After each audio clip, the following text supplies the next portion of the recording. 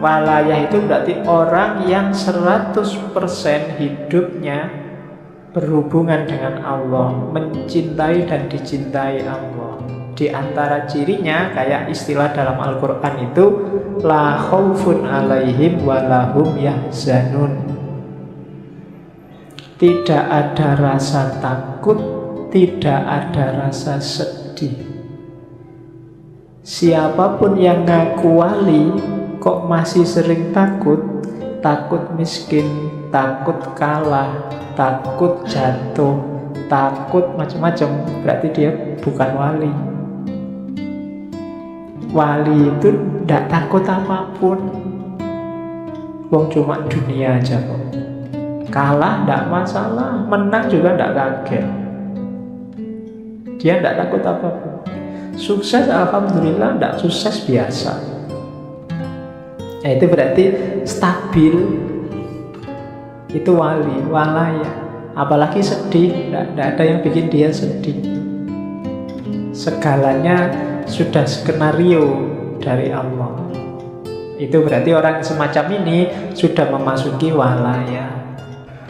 Oke, Assalamualaikum warahmatullahi wabarakatuh. Baik, sekarang kita lanjutkan ke ngaji filsafat kita, Syekh Abdul Qadir Jailani, sufi yang paling populer di Indonesia, di anak benua India khususnya. Mungkin teman-teman yang di kampung-kampung mungkin juga sampai hari ini masih ada tradisi manakib atau manakiban. Manakiban itu membaca riwayat hidupnya beliau Syekh Abdul Qadir Jailani. Sebenarnya memang masuknya Syekh Abdul Qadir Jailani lewat thariqatnya, namanya thariqat Qadiriyah. Tapi uniknya di Indonesia itu manakiban itu tidak cuma untuk ahli thariqat Qadiriyah, biasanya di kampung-kampung oleh kiainya ya semua ikut. Pokoknya manakiban. Meskipun hari ini banyak yang nyinyir terhadap manakib. Ada yang bilang bid'ah lah, ada yang bilang banyak hurufatnya lah, macam-macam. Biarlah yang nyinyir dengan kenyinyirannya. Kalau dibantah ya mudah gegeran. Manakib itu kan dari akar kata mangkobah. Mangkobah itu cerita tentang kebaikan atau kesolehan seseorang. Jadi manakib itu hanya untuk orang-orang baik. Tidak mungkin ada manakib Abu Jahal, itu tidak ada. Manakib Hitler itu tidak ada. Jadi manakib itu untuk orang-orang baik. Dibaca ya tidak apa-apa. Dari riwayat hidup mereka kita bisa mengambil banyak ibrah, banyak pelajaran. Nanti ada yang bilang, mbok yo ngaji aja, baca Quran, baca hadis, sudah. Yo ngaji ya, baca hadis ya, baca manakib iya, kan tidak apa-apa. Yang ngelarang manakib kadang-kadang juga males ngaji, males baca hadis. Sudah, mereka sudah. Jalannya hidayah Allah itu kan lewat macam-macam. Kita kejar dari semua jalur. Entah nanti datangnya lewat mana.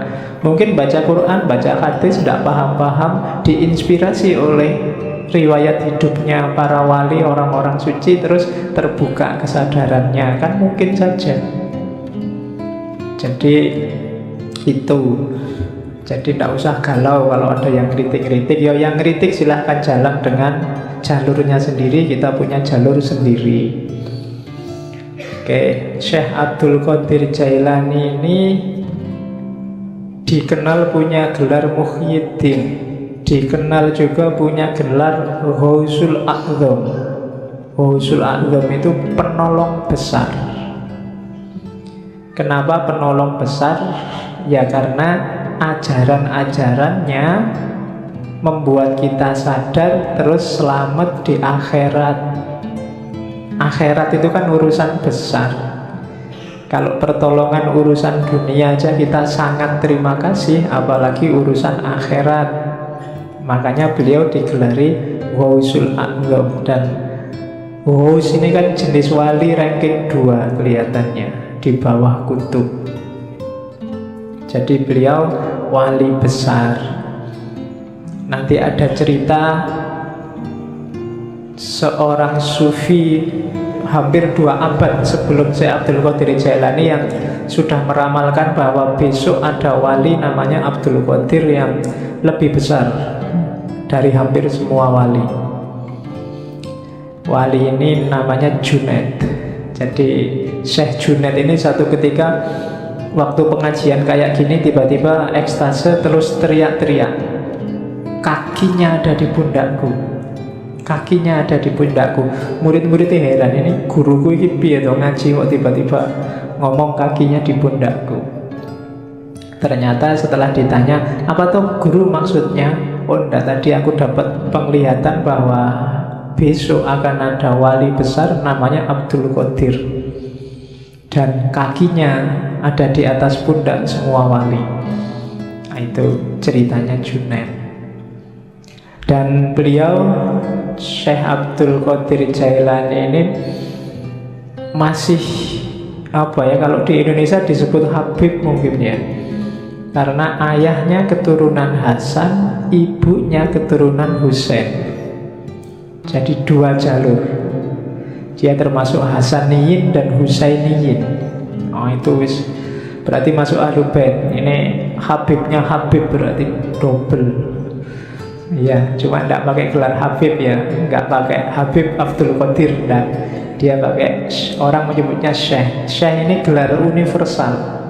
Di Arab semua orang tua juga akan dipanggil Syekh. Jadi tidak pamer kehabibannya, tapi aslinya sudah Habib. Sejak kecil dia dikenal sudah anak soleh, tidak ada fase nakalnya. Jadi sudah baik sejak kecil. Kan ada cerita sangat terkenal waktu dia masih sangat muda, umur belasan tahun, pingin nyari ilmu ke Baghdad. Ibunya yang janda saat itu susah melepas anak ini, masih sangat kecil. Akhirnya terpaksa dititipkan kafilah, dikasih samu uang 80 keping uang, ditaruh dijahit di bajunya. Pesannya ibunya, sudahlah kamu berangkatlah cari ilmu, syaratnya satu, jangan bohong pada siapapun tentang apapun. Dan di tengah jalan ternyata dirampok kafilah ini, semua barang-barangnya diambil. Tidak ada yang nganggep si Abdul Qadir ini, sampai kemudian ada perampok yang tanya, kamu punya harta apa? Masih kecil. Abdul Qadir bilang, saya tidak bawa apa-apa, cuma tadi dititipin ibu, di bawah baju ini dijahit. Jadi perampoknya heran, kok kamu diem aja, kita juga tidak percaya kalau kamu punya barang, kok malah kamu cerita. Katanya Syekh Abdul Qadir Jailani muda, loh ibu saya pesennya nggak boleh bohong. Dan gara-gara ini kabarnya terus perampokannya nggak jadi, perampoknya tobat. Iya.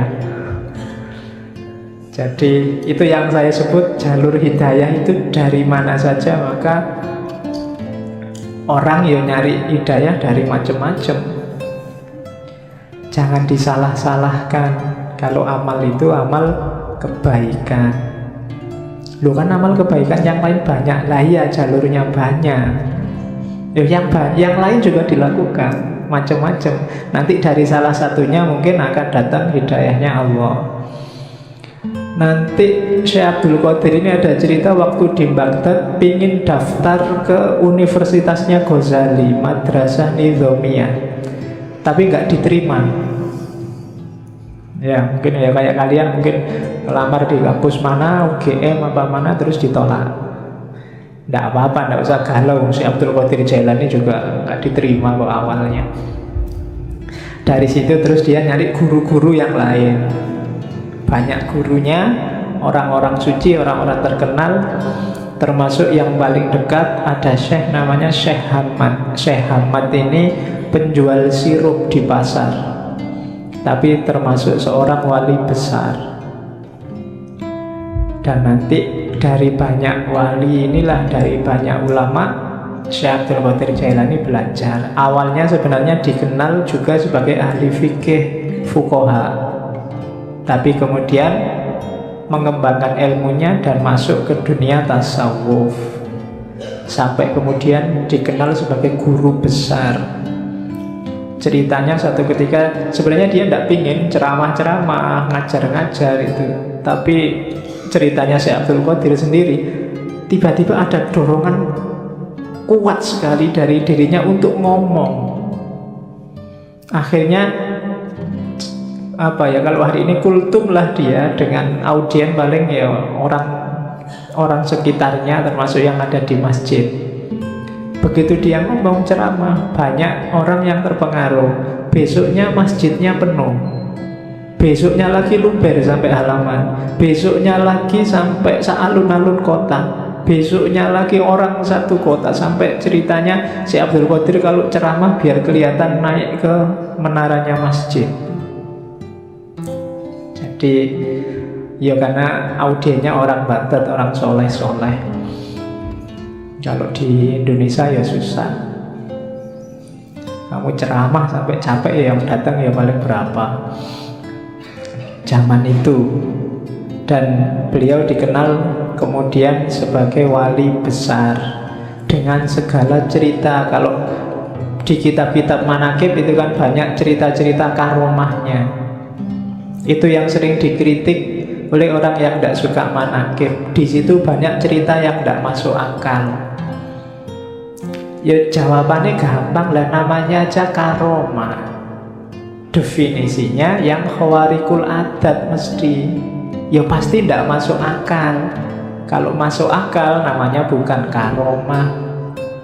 Kalau ndak aneh ya namanya bukan karomah. Itu kan sebagai bukti antara lain untuk menguatkan kewaliannya. Sama kayak Nabi dengan mukjizat. Mukjizat ya pasti nggak masuk akal. Untuk Nabi namanya mukjizat, untuk wali namanya karomah. Jadi kalau ada orang mengkritik, di situ banyak peristiwa yang ndak masuk akal, lah iya makanya namanya karomah. Kalau masuk akal namanya peristiwa biasa. Jadi itu tentang manaqib. Kapan-kapan kita ngomong cara menyikapi kisah-kisah luar biasa. Kalau dalam tradisi antropologi namanya mitos. Ya kadang-kadang dipahami secara harafiah kayak karomah tadi, kadang memahaminya harus secara simbolik, kadang memahaminya harus secara eksistensial. Cuma ini kapan-kapan menjelaskannya karena frekuensinya beda. Malam ini frekuensinya frekuensi yang melampaui akal. Jadi kalau bahasanya Hussein Nasr namanya intelijensi. Intelijensi itu lebih dari sekedar akal dan panca indera. Dunia tasawuf itu tidak sekedar sampai akal. Kalau hanya sampai akal ya lahirnya kayak filsafat barat. Tapi melampaui itu. Melampaui itu bukan nggak pakai akal. Iya pakai akal tapi tidak sekedar akal. Alatnya tidak cuma akal, intuisi juga main, insting juga main, naluri juga main, teks juga main, nas juga main. Jadi lebih kompleks. Itu yang terjadi di dunia tasawuf. Kalau dunia fikih fokusnya hanya teks. Kalau dunia filsafat fokusnya kebanyakan akal. Tapi di tasawuf semua dipakai. Itu yang bikin tasawuf agak rumit kalau dikaji. Oke. Syekh Abdul Qadir Jailani ini sebenarnya hobinya memang ilmu dan suluk. Cuma karena mengikuti sunnah Rasul ya beliau nikah juga. Nikahnya umur 51 tahun. Ya. Cuma nikah umur 51, nanti beliau meninggalnya umur 90. Nikah umur 51, istrinya langsung 4. Iyalah, lo kan levelnya wali mesti banyak yang mau lah. Nikahnya 4 dan nanti beliau punya anak 49. 20 laki-laki dan sisanya perempuan. Ya tinggal kamu hitunglah rata-rata berapa satu istri. Oke, berarti kan produktif kan, ilmunya produktif, tasawufnya produktif. Ya. Dan hampir semua putra-putrinya jadi orang-orang besar di dunia tasawuf. Beberapa kemarin keturunan ke-19 atau 17 itu diundang ke Indonesia. Yang saya ingat belakangan di waktu harlahnya Muslimat, itu keturunan Syekh Abdul Qadir Jailani keberapa. Terus beberapa tahun sebelumnya juga ada. Banyak yang memang jadi orang besar. Makanya kiai-kiai kalau di Jawa itu banyak yang istrinya lebih dari satu. Logikanya apa? Orang-orang ini kan dianggap orang-orang berkualitas. Nah, orang-orang berkualitas ini diharapkan melahirkan generasi yang berkualitas juga. Maka jangan sampai anaknya cuma sedikit, eman-eman. Bahasanya orang Jawa kan, yang bisa melahirkan macan kan hanya macan. Nah, orang-orang ini logikanya kayak macan. Jadi biar lahir banyak macan, anaknya harus banyak. Cuma untuk anaknya banyak kan ya istri satu mungkin agak berat, istrinya harus banyak juga. Nah, pakai alasan ini ya. Oke. Jadi kalau ada yang mau nikah lagi, saya ini tergolong macan loh. Iya, macan ompong. Oke. Jadi itu Syekh Abdul Qadir Jailani. Kitab-kitabnya yang paling terkenal 3, belum termasuk Sirrul Asrar. Yang pertama Ghunyah. Ghunyah itu judul lengkapnya mungkin Al-Ghunyatu fi Talibi Thoriqil Haqqi, apa saya lupa. Tapi terkenalnya memang kitab Ghunyah. Terus yang kedua Fathur Rabbani. Dan yang ketiga Futuhul Ghaib. Dan beberapa kitab-kitab kecil, risalah-risalah, termasuk Sirrul Asrar. Sirrul Asrar ini tipis kitabnya, bisa di-download langsung. Yang bahasa Arab, terjemahnya juga bisa di-download langsung. Tapi saya sangat rekomendasi jangan pakai terjemahan. Terjemahan saya lihat online itu ada beberapa kelihatannya pakai bahasa Melayu Malaysia. Bukan urusan bahasanya, cuma urutan apanya ya, cara menerjemahkannya agak bulat, susah dipahami. Mending langsung bahasa Arabnya bagi yang ngerti bahasa Arab. Atau yang ingin terjemahannya, beli terjemahan yang resmi. Biasanya yang dicetak jadi buku dan dijual bebas, itu lebih tertib. Karena banyak yang menerjemahkan sendiri, tidak karu-karuan terus diupload. Kalau ingin ngerti aslinya ya memang dari Arabnya. Kitab itu tipis, babnya ada 24. Di awal Syekh Abdul Qadir Jailani bilang kitab ini untuk murid-murid pemula. Jadi orang-orang pemula yang mau masuk ke dunia tasawuf. Babnya ada 24. Alasannya kalimat syahadat La ilaha illallah Muhammadur Rasulullah itu hurufnya ada 24. Dan 1 jam sehari juga ada 24 jam. Jadi saya akan nulis 24 bab dalam kitab yang nanti diberi judul Sirrul Asrar. Ya malam ini kita cuplik beberapa, tidak semua ya. Kalau semuanya nggak mungkin. Saya ambil beberapa sesuai tema kita tentang ibadah. Jadi yang nanti hampir semua penjelasannya tentang ibadah nanti double dua. Ada ibadah lahir, ada ibadah batin. Ini terjemahan saya. Kalau di naskah aslinya ada ibadah syariah, ada ibadah thariqah. Dan saya tidak akan jelaskan yang ibadah syariah, kalian pasti sudah ngerti semua. Kita fokus ke yang ibadah batinnya, meskipun dua-duanya saling terkait. Nanti kita lihat dasar-dasarnya, kemudian kita lihat praksis ibadahnya.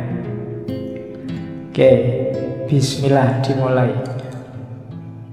Saya potong yang bagian awal ya. Tidak apa-apa, sekali-sekali pakai bahasa Arab biar kayak ngaji beneran.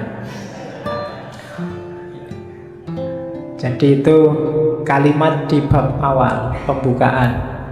Sebenarnya sebelum itu ada beberapa uraian tentang cahaya, bahwa segalanya memang awalnya adalah cahaya. Nanti ada penjelasan tentang Nur Muhammad, kedudukan ilmu dan lain sebagainya. Cuma saya loncati biar tidak terlalu panjang dan kelihatannya di beberapa bagian perlu penjelasan khusus. Kalau sambil lalu agak susah, maka saya potong di level jamaah ngaji kita. Ini kan levelnya masih pemula semua. Jadi kita ambil yang bagian-bagian awal dulu untuk pemula. Itu kalimat awal.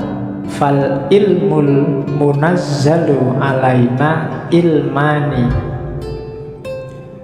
Ilmu yang diturunkan oleh Allah pada kita itu ada dua jenis ilmu, dua jenis pengetahuan, zahirun wa batinun. Ada ilmu lahir, ada ilmu batin, yakni asyariah wal ma'rifah. Yang lahir namanya syariat, yang batin namanya makrifat.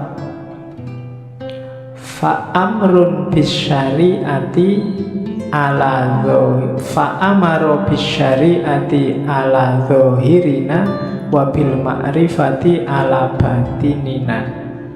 Maka Allah memerintahkan untuk melaksanakan syariat terhadap lahiriah kita, jasmaniah kita, wabil ma'rifah ala batinina, dan memerintahkan untuk makrifat pada batin kita. Lian tajah min ijtima'ihima ilmul haqiqah, supaya lahir dari persatuan syariat dan makrifat, yaitu ilmul haqiqah, pengetahuan tentang hakikat. Jadi ilmu itu dua, syariat dan makrifat, ilmu lahir dan ilmu batin. Yang syariah diperintahkan untuk lahir, yang makrifat diperintahkan untuk batin. Dua-duanya harus jalan. Jadi kalau ada orang bilang tasawuf itu anti syariat, berarti belum banyak membaca buku-buku tasawuf. Hampir semua sufi bilang makom itu, level dan suluk itu dimulai dari syariat. Cuma jangan berhenti di syariat. Syariat cuma lahirnya, butuh batinnya. Beliau menyebutnya makrifat. Jadi nanti kita lihat contohnya banyak nanti, bagaimana lahir sama batin. Hidup kita kan juga begitu. Lahirnya ini ngaji, cuma kalau batinnya nggak beres, ngajimu nggak ada nilainya. Ngaji cuma pingin nonton santri yang putri-putri misalnya, Itu kan nggak dapat apa-apa. Mumpung kelihatannya sekarang banyak putrinya berangkat. Loh, beda kan, hasilnya beda. Kalau batinnya nggak beres, lahirnya juga nggak bernilai. Tiap hari apel nganter, tapi di dalamnya nggak ada rasa apa-apa. Itu kan nggak ada nilainya nganternya sama apelnya. Wong nggak ada senengnya itu. Awalnya kan batin dulu, baru ada manifestasi lahirnya. Apapun itu, kuliah, apalagi kerja, apalagi bahkan makan. Ini kan aspek-aspek lahiriah. Batinnya harus beres. Kuliahmu itu cari ilmu apa cari ijazah apa cari gelar? Makan itu biar kenyang apa biar hidup apa biar besar apa biar... Itu kan batinnya. Segalanya pasti ada lahirnya, ada batinnya. Dua-duanya harus beres. Batin juga enggak ada apa-apanya. Pak, saya ikhlas Pak ngaji itu Pak, tapi nggak pernah ngaji ya podo wae. Ya kan? Atau ngaji tapi niatnya tidak ikhlas, sama aja. Jadi harus gabung. Pak, saya kuliah itu tidak ngejar ijazah Pak, saya tidak ngejar gelar. Pokoknya saya nyari ilmu aja. Makanya saya sampai semester 14 nggak lulus-lulus. Wong memang nggak pernah masuk, nggak pernah datang ke kampus. Jadi podo wae, lahirnya nggak beres. Dua-duanya harus beres. Kalau dua-duanya harus beres, akan ketemu namanya ilmul hakikoh, kebenaran yang sejati, hakiki. Oh, ini toh hakikatnya, itu loh. Kita melakukan banyak sekali religious service, cuma kita nggak pernah ada O-nya. Oh, sholat itu berarti rahasianya ini toh. Oh, puasa itu berarti ini yang dimaksud oleh Allah. Oh, zakat itu. Ini kalimat O ini menunjukkan kamu sudah menemukan hakikat. Jadi, oh, intinya ini ternyata yang tiap hari saya lakukan itu. Itu bisa ketemu kalau gabung antara lahir dan batin, syariat dan hakikat. Itu kan di surat Ar-Rahman disebut terusannya marojal bahroini yaltaqiyan bainahuma barzakhul la yabghiyan. Jadi dua laut yang dibiarkan oleh Allah mengalir kemudian bertemu. Dua laut itu tafsirannya Syekh Abdul Qadir Jailani ya, syariat dan makrifat. Ketika yaltaqiyan melahirkan hakikat. Bainahuma barzakhun, tapi layak lihat di antara keduanya ada batasnya, ada bedanya, tapi layak lihat, tidak saling menafikan, tidak saling menggaibkan. Dua-duanya penting, saling butuh.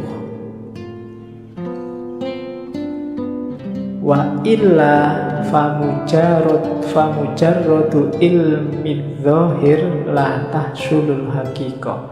Kalau tidak ada makrifat, tidak ada batin, maka ilmu lahir saja tidak akan bisa menemukan hakikat.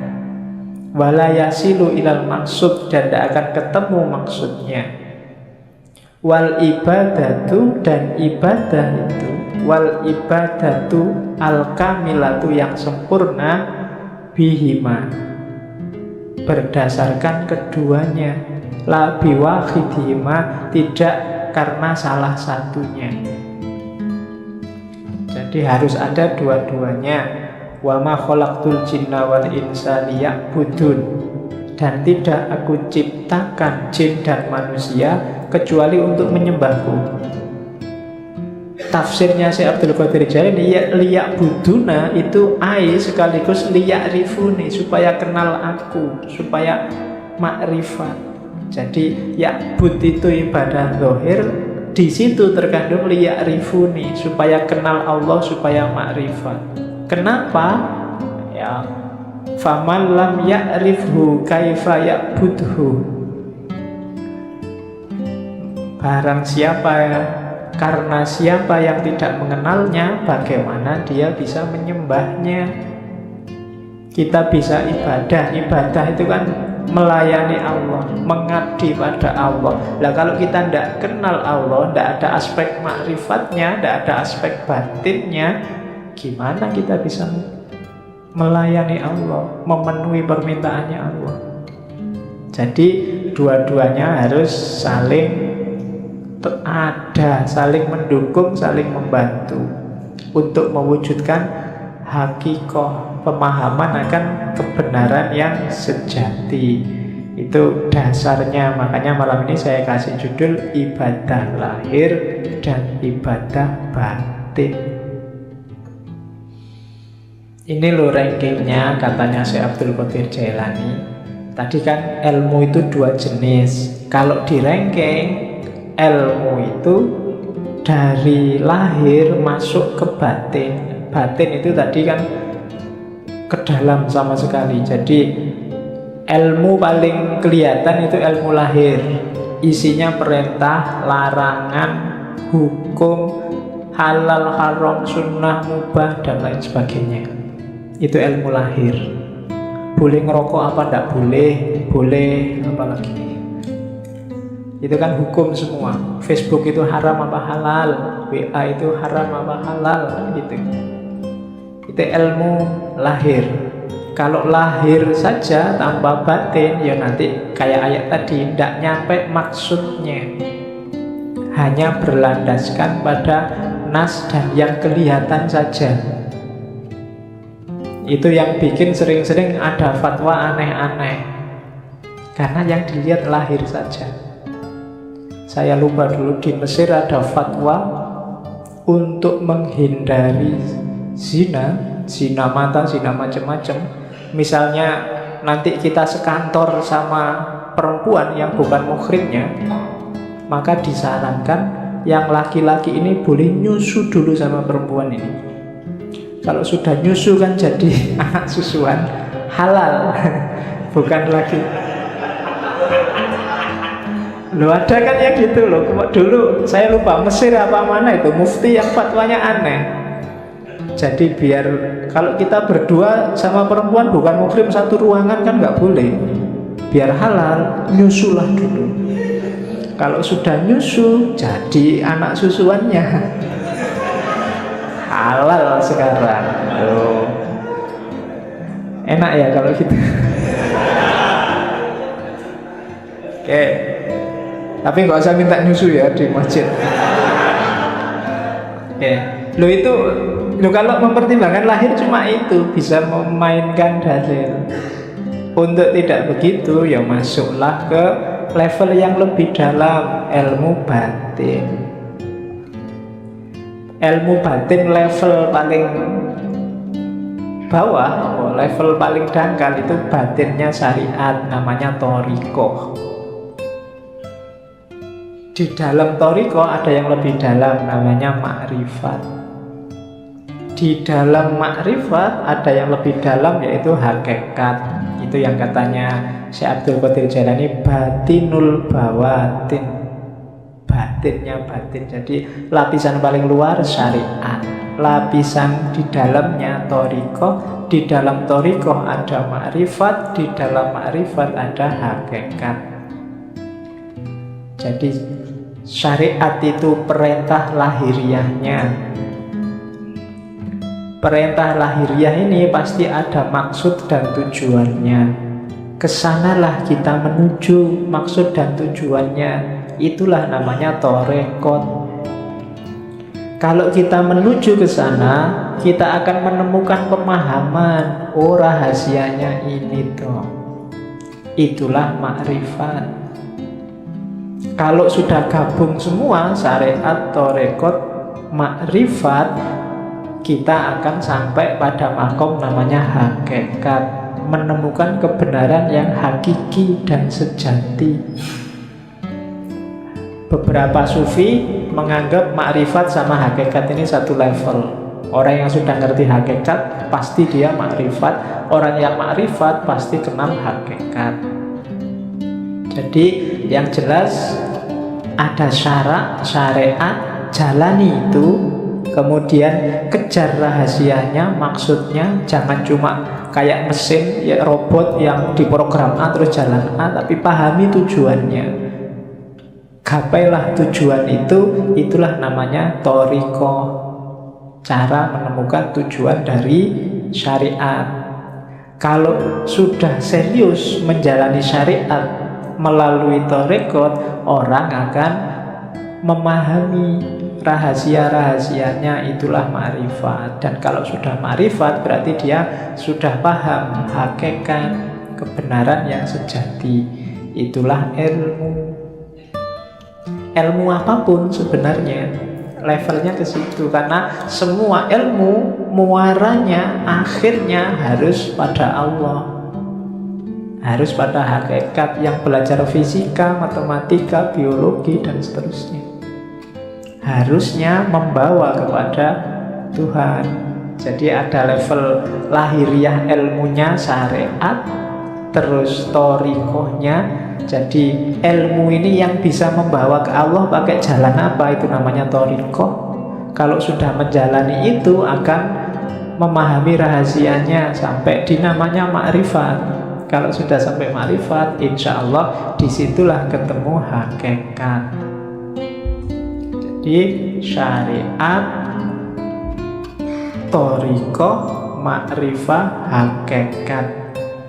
Di bawah itu ada hadis yang dikutip oleh Syekh Abdul Qadir Jailani, asy-syari'atu sajaratun, syariah itu pohon, wa thoriqatu ahsanuha, dan thoriqat itu dahannya, wal ma'rifatu awraquha, ma'rifat itu daun-daunnya, wal haqiqatu asmaruha, hakikat itu buahnya. Saya tidak tahu kalau bahasa Indonesia asmara itu jangan-jangan menyerap dari bahasa Arab asmar. Asmar itu buahnya banyak. Jadi asmara itu berarti buahnya banyak. Oke, wal Qur'anu jami'un ya bi jami'iha, dan semua itu tentang syariat, thoriqat, ma'rifat, hakikat itu dikompilasi oleh Allah dalam Al-Qur'an. Bi jami'iha, kita bisa menemukannya gimana? Bidalalah wal isyarah. Kalau bidalalah namanya tafsir, kalau wal isyarah namanya takwil. Ada yang bisa langsung dipahami dijadikan dalil, namanya tafsir. Ada yang sifatnya isyarat, harus pakai takwil dulu, baru ketemu rahasianya. Jadi ada ilmu lahir, ada ilmu batin, kemudian ada level dan rankingnya ilmu. Diawali syariat, terus thoriqat, terus ma'rifat, terus hakikat. Oke, sekarang kita lihat permis-permisnya. Berarti apa?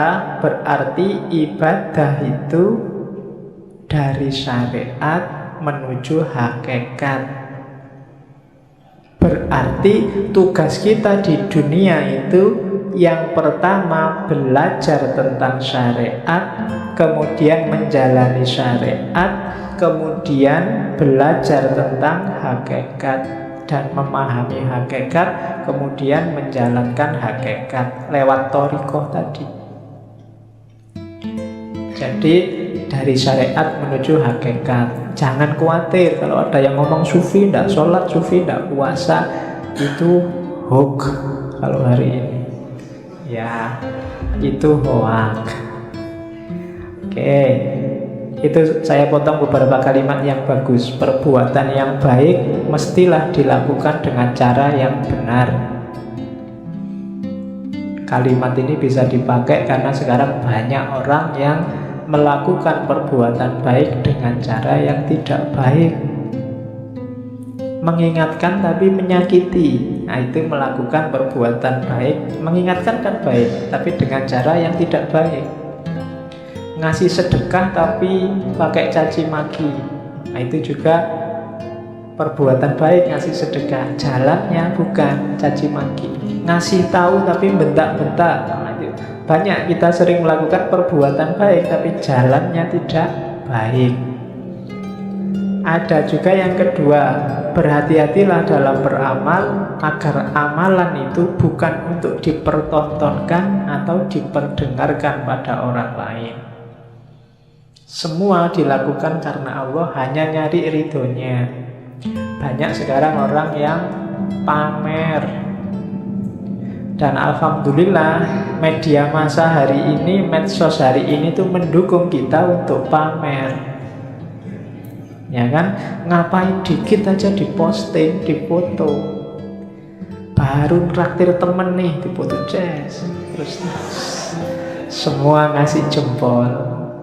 Ya enggak tahu sih, mungkin mamerkan itu ya motifnya juga mungkin bukan pamer, tapi ya wujudnya pamer itu. Untuk dipertontonkan atau diperdengarkan. Diperdengarkan itu ya kadang sok-sok kita kan cerita, kok kemarin nggak masuk. Wah, mohon maaf ya Pak, saya itu banyak acara Pak. Hari kemarin itu saya diundang ke sana. Kemarin ya, itu memperdengarkan. Mempertontonkan atau memperdengarkan bahwa kamu orang baik, bahwa kamu orang hebat, bahwa kamu melakukan hal-hal yang terpuji dan seterusnya. Hati-hati, katanya Syekh Abdul Qadir Jailani, nilai amalmu bisa rusak. Jadi hati-hatilah. Ya memang kita wajib melakukan kebaikan, cuma jangan sampai sudah capek-capek berbuat baik tidak ada nilainya, karena ujungnya hanya pamer. Ujungnya hanya ingin dilihat atau didengarkan orang lain. Yo, hati-hati, tidak akan ketemu hakikat. Syariatnya bener nolong orang, tapi yo karena dipamer-pamerkan, mungkin hasilnya ya cuma dipuji orang. Hakikat amalnya hilang. Jadi berbuat baik itu dari syariat menuju hakikat, kemudian pakai thariqat yang baik, dan motifnya harus ikhlas. Ikhlas itu hendak mempertimbangkan efeknya. Apakah dipuji orang, apakah dicaci orang. Kalau memang baik, dijalani aja. Nah itu rumusnya yang pertama untuk ibadah. Rumus kedua, untuk amalan kita bernilai, kita harus mau namanya tafakkur. Kenapa yo? Kita itu manusia, sok-sok keliru, sok-sok salah, kadang-kadang tidak pas. Biar pas apa? Yo sering-sering kita renungi perbuatan kita sendiri. Tadi aku ngaji ngapain ya? Niatnya apa? Yang dilakukan apa? Di kampus tadi ngapain aja ya seharian? Padahal aku punya tugas apa? Atau cuma ngobrol aja di kampus berjam-jam. Kemudian itu namanya tafakkur. Kalau malam sempatkan untuk tafakkur, katanya Syekh Abdul Qadir Jailani. Orang yang tidak pernah tafakkur itu tidak akan naik level. Kamu diceramain tiap hari, itu tidak ada gunanya kalau isinya ceramah tidak nyambung sama hidupmu sehari-hari. Untuk bisa nyambung apa? Tafakkur. Tafakkur itu kayak sistem itu mencocokkan kompatibilitasnya biar nyambung. Untuk hidupmu, misalnya tadi nasihatnya Syekh Abdul Qadir Jailani, jangan amal untuk pamer. Nah, itu kan kamu nyocokkan sama hidupmu. Kira-kira selama ini aku pernah pamer enggak ya? Pamer di mana ya? Motifnya memang pamer atau sebenarnya itu bukan pamer? Itu cuma tahadus bin nikmah. Wah, misalnya kalau kan sering begitu, menceritakan kenikmatan, atau itu cuma alibi aja, janjinya ya pamer. Atau itu namanya tafakkur. Kamu mikir dirimu sendiri, peduli amat orang komentar apa, tapi sebenarnya itu. Nah, itu tafakkur namanya. Dan orang berilmu yang suka tafakkur ini kan nilainya di banyak hadis disebut lebih tinggi daripada ibadah. Di situ kalau di Syekh Abdul Qadir Jailani ada 3 jenis tafakkur. Yang pertama apa?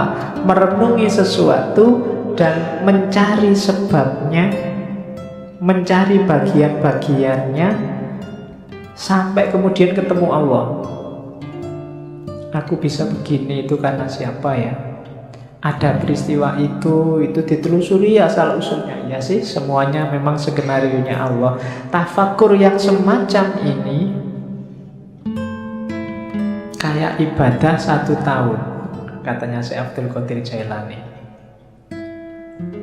Yang kedua, merenungi perbuatannya, terus mencari akarnya. Dayaku dari mana? Apa saja yang aku lakukan? Cocok apa enggak sama kehendaknya Allah? Dan seterusnya. Nah, merenung semacam ini nilainya lebih dari 70 tahun ibadah. Padahal umur kita berapa tahun? Paling 70 tahun pas, itu kayak seumur hidup ibadah terus. Yang ketiga, merenungi hikmah kebijaksanaan ilahi dalam segala hal, bahwa apapun yang ditetapkan oleh Allah, di situ ada ilmu, ada pelajaran, ada kebaikan. Jadi renungi segala peristiwa dan temukan hikmahnya. Ini bernilai lebih dari 1000 tahun ibadah. Cuma ya jangan dihitung besarannya ya, orang kamu itu sering pakai kalkulator. Iya, wah sudah 70 tahun ibadah toh Pak. Santai Pak, berarti aku bisa ngapain aja sekarang, kan aku sudah tafakur, kan mesti gitu. Itu sebenarnya itu simbolik, isyarat dari Syekh Abdul Qadir Jailani bahwa itu loh besarnya pahala orang tafakur. Ada yang biasa, ada yang super, ada yang istimewa kayak martabak itu. Jadi ada yang level biasa pahalanya 70, ada yang pahalanya 1 tahun, ada yang pahalanya 100 dan 1000, malah itu 1000 tahun. Itu tafakur, maksudnya keutamaannya. Jangan dihitung matematikanya. Itu nanti jangan-jangan kamu korupsi, Pak saya korupsi 1 juta, yang 1 juta ini tak sodakohkan 100.000, kan nanti dapat pahala 70.000 lipat. 70.000 kali 100.000, nah, hasilnya kan lumayan 70 juta. Dosanya sama pahalanya kan nanti menang pahalanya Pak, berarti impas kita Pak, kan? Itu namanya matematika. Itu yang bikin kadang-kadang para koruptor itu habis korupsi terus umroh, ya kan? Sebelum korupsi umroh, setelah korupsi umroh. Kenapa? Karena perbuatan di antara 2 umroh ini diampuni 100%. Ya itu kamu sedang main matematika sama Gusti Allah. Emangnya Gusti Allah deso, tidak ngerti kalau bawa abusi. Jadi itu tafakur dasarnya. Jadi ibadah, ya kamu jangan, Pak saya sudah bisa sholat kok Pak. Enggak, harus tafakur lagi, sholatku sudah bener apa enggak. Kualitas sholatku zaman aliyah sama sekarang kira-kira semakin naik atau semakin drastis turunnya. Nah itu kan tafakur yang bisa. Ya dulu saya sholat itu lama loh, sekarang kok bisa cepet ya. Oh itu tafakur yang bisa. Kamu mikir, ini gara-gara aku semakin pinter, opo gara-gara cepet itu waktuku mepet, sibuk terus, apa gara-gara itu tafakur. Kadang-kadang kan memang semakin pinter orang, sholatnya semakin cepet. Ilmunya banyak masalahnya. Dia ngerti sela-selanya, mana yang cuma sunnah, mana yang mubah, mana yang wajib. Karena sholat itu kalau diambil wajib-wajibnya saja, paling takbiratul ihram, Fatihah, ruku, bahkan bacaannya aja kan sunnah. Yang penting ruku, terus sujud, cepet. Jadi nggak sampai 2 menit 4 rakaat selesai. Apalagi diambil wajib, apalagi Fatihahmu kan sering agak di-skip gitu kan. Tambah cepet ini. Ya kayak kamu nyetel video itu di fast forward, ada yang level 2, level 3 tambah cepet gitu. Untuk memperbaiki yang gini-gini ini kita butuh tafakur. Orang yang tidak mau menafakuri dirinya, kualitas hidupnya tidak akan naik. Yo gitu-gitu aja terus. Maka tafakur penting. Jadi rumus kedua sebelum ibadah kita harus menetapi tafakkur. Yang ketiga, fokusnya ibadah apa? Cinta ilahiyah. Cuma sebanyak apapun ibadah, kalau nggak sampai di terminal yang namanya cinta ilahi, itu biasanya cuma dapat capeknya. Untuk cinta ilahi apa? Rumusnya katanya, yo pelan-pelan, katanya si Abdul Qadir Jailani. Yo ndak ujuk-ujuk kamu terus jadi wali, terus dapat karomah, itu ndak iso. Jadi pelan-pelan. Yang pertama apa? Diperangi dulu nafsu hewaninya. Nafsu hewaninya itu biasanya nafsu yang sebabnya kita sendiri, hasrat, keinginan, seterusnya. Rakus, tidur berlebihan, malas, itu musuh paling besar dalam dirimu. Kalahkan ini dulu. Kalau mengalahkan dirimu sendiri aja tidak bisa, jangan harap dapat cinta ilahiyah. Kalau ini sudah menang kamu dari dirimu sendiri, rakus, malas, sudah menang, jadi sudah hilang kualitas, baru kalahkan sifat sabu'iyah. Sabu'iyah itu sifat kebuasan. Biasanya keluar, kalau itu tadi kan ke dalam. Marah, mencaci maki orang, bikin susah orang lain, ambisi menjatuhkan orang lain, itu sifat hewan buas. Kalahkan juga yang ini. Cuma ini nggak akan bisa dikalahkan kalau sebelum diri kita sendiri kalah. Kita taklukkan, kita kuasai. Jadi rakus, tidur, males, taklukkan itu. Setelah itu taklukkan yang hubungannya sama di luar dirimu. Dan yang ketiga, bersihkan dari semua sifat jahat, angkuh, sombong, iri, dendam, tamak. Buang itu semua. Baru setelah itu kita bisa bersih. Bahasanya kita bisa sadar. Sebelum itu semua kalah, kita tidak akan sadar bahwa kita itu keliru, kita itu salah, kita itu juga berdosa. Cuma sadar saja masih belum cukup. Kita harus naik kelas, kan gitu. Kalau dalam sufi ada takholli, bersihkan dirimu, terus tahalli, isilah dengan yang bagus-bagus, akan mengalami yang ketiga tajalli, menemukan hakikat tadi. Jadi bersihkan semua karakter jelek, isi dengan yang bagus-bagus, kita akan dapat cinta ilahi. Kalau dibersihkan saja, nggak diisi yang bagus-bagus, ya levelnya masih belum. Jadi masih hanya bersih dari dosa. Oke, jadi setelah itu, setelah bersih, baru naik tangga menuju hakikat tadi. Dari situ akan dapat namanya cinta ilahiyah. Cinta ilahiyah itu kita jatuh cinta pada Allah, dan Allah juga jatuh cinta pada kita. Saling mencintai.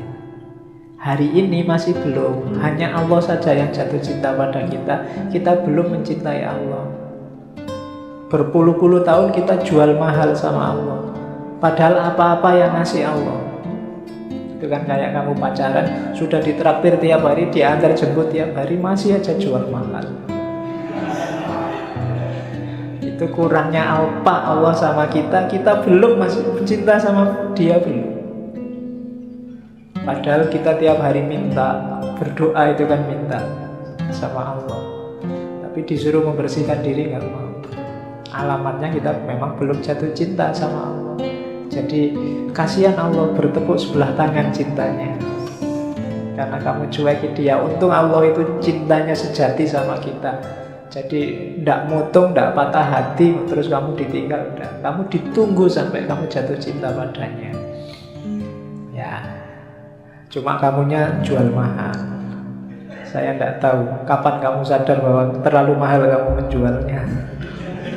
Sama Allah, turunkan dikitlah harganya. Oke, ya kan? Apel sehari 5 kali. Itu pun waktu apel kamu cuek. Bayangkan loh, kalau kamu punya pacar, terus pacarmu apel tapi pacarmu cuek, diajak ngomong tapi pikirannya kemana, lihat kemana-mana, tidak fokus sama yang diajak ngomong, itu kan tidak enak. Dan tiap hari Allah kamu gituin, waktu kamu sholat pikiranmu kemana-mana, tidak merasa sedang berhadapan dengan dia. Itu kalau manusia biasa sudah nangis-nangis itu, sudah minta putuskan saja aku mesti. Cuma Allah tidak, karena Allah sangat sayang pada kita, Rahman dan Rahim. Maka ini tipsnya dari Syekh Abdul Qadir Jailani. Terus setelah itu rumusnya apa? Untuk ibadah wujudkan tasawuf, untuk menggarap batinnya. Ini juga ada di Sirul Asrar. Tasawuf itu apa? Tasawuf itu kan dari 4 huruf, ta, sod, wawu, sama fa. Taknya itu taubat, perbaikan diri di level apapun, awalnya harus taubat. Taubat itu menyesali kesalahan yang lama, kemudian membangun diri dengan perbuatan-perbuatan yang baik. Itu taubat, harus taubat dulu. Kalau merasa benar terus, orang yang selalu merasa benar itu biasanya berat kalau disuruh taubat. Dia merasa sudah full, wis apik, wis bener, tidak mungkin salah. Berarti wong sudah merasa paling benar, ya tidak mungkin taubat sudah. Maka katanya Syekh Abdul Qadir Jailani, levelnya pertama, mau melakukan apapun yang baik, syaratnya harus tobat. Bersihkan diri dulu. Karena ibaratnya kayak air, kalau campur sama kotor, hasilnya mesti kotor. Entah airnya dulu apa kotorannya dulu. Seperti apapun situasinya, maka harus bersih. Air kotor diisi apapun, ya statusnya tetap kotor. Dia harus dibersihkan dulu. Maka taubat yang pertama-tama. Setelah itu sofa. Sofa itu kesucian, ketentraman, kebahagiaan. Syaratnya untuk sofa, syaratnya untuk suci adalah, untuk tenang adalah, untuk tentram adalah bebas dari keterikatan dunia. Yang bikin kamu hari ini cemas, supek, galau, tidak konsentrasi, tidak bisa jatuh cinta sama Allah, hidupmu tidak jelas ke utara ke selatan, pasti urusan dunia. Begitu dunia kamu letakkan di ranking bawah, hidupmu mungkin lebih santai, lebih tentram, lebih tenang. Cuma kenapa kok kamu gampang galau, gampang cemas hari ini? Kemungkinan besar dunia levelnya atas dalam hidupmu. Jadi yang kedua sofa. Yang ketiga, kalau sudah taubat dan suci, sudah gak terikat lagi oleh dunia, masuklah ke huruf wawu, walayah, kewalian. Walayah itu berarti orang yang 100% hidupnya berhubungan dengan Allah, mencintai dan dicintai Allah. Di antara cirinya, kayak istilah dalam Al-Quran itu, la khaufun alaihim walahum yahzanun. Tidak ada rasa takut, tidak ada rasa sedih. Siapapun yang ngaku wali kok masih sering takut, takut miskin, takut kalah, takut jatuh, takut macam-macam, berarti dia bukan wali. Wali itu tidak takut apapun. Wong cuma dunia aja kok. Kalah tidak masalah, menang juga tidak kaget. Dia tidak takut apapun. Sukses alhamdulillah, tidak sukses biasa. Nah, itu berarti stabil. Itu wali, walaya. Apalagi sedih, tidak ada yang bikin dia sedih. Segalanya sudah skenario dari Allah. Itu berarti orang semacam ini sudah memasuki walaya. Kalau sudah tobat, sofa, walayah, terakhir dia masuk ke fana. Fana itu, kalau tadi kan dunia nggak dianggap penting, ketika masuk fana bahkan dirinya sendiri juga nggak penting. Yang penting hanya Allah. Kalau ngomong itu representasi dari keinginan Allah. Kalau melakukan sesuatu itu bukan keinginannya, bukan keinginanku, tapi keinginan Allah. Meninggalkan sesuatu bukan mauku, tapi maunya Allah. Itu berarti orang sudah fana. Egonya sudah dibakar habis. Hanya Allah yang jadi fokusnya. Jadi siapapun yang cita-citanya jadi sufi, paling tidak ikuti huruf-huruf tasawuf. Ta, sod, wawu, dan fa. Taubat, sofa, suci, kemudian walayah, wilayah, masuklah dalam perlindungan Allah, wilayah, dan fana. Nah, itu ibadah harus membawa ke sini. Ibadah itu diawali dari taubat, dalam pelaksanaannya harus tenang, tentram, sofa, suci, tanpa motif apapun, lillahi ta'ala, nggak ada dunia yang ikut. Kemudian yang ketiga, wilayah, pasrah 100% pada Allah, baru mencapai fana. Itu batinnya ibadah harus ada ini. Jadi setelah tadi menuju cinta ilahi, selanjutnya mewujudkan tasawuf. Kemudian ibadah juga penting untuk menemukan cahaya. Tadi saya bilang di awal-awal banyak dibahas tentang cahaya Nur Muhammad, hakikat Muhammadiyah.